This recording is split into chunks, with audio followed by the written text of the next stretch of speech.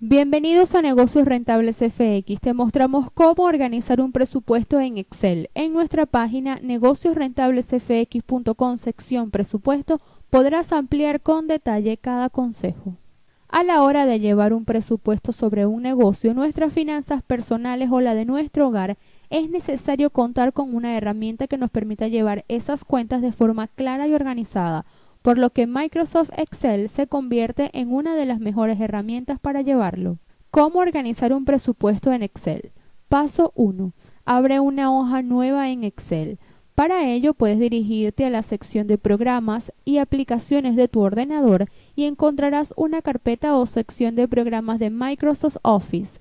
Allí encontrarás Microsoft Excel. Presiona clic y abre una hoja en blanco. Paso 2. Empieza a titular cada hoja de cálculo para empezar. En la celda A1, en costado izquierdo de la hoja, escribiremos presupuesto. Y así iremos organizando. La hoja A2 irá artículos. En la celda B2 va ingresos. Y en la celda C1 irán gastos o egresos.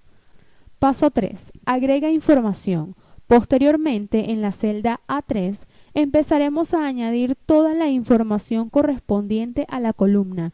Puedes iniciar con los ingresos en este espacio haciendo doble clic para empezar a editar. Recuerda que previamente hemos establecido el formato del presupuesto en cuanto a un periodo establecido, sea semanal o mensual.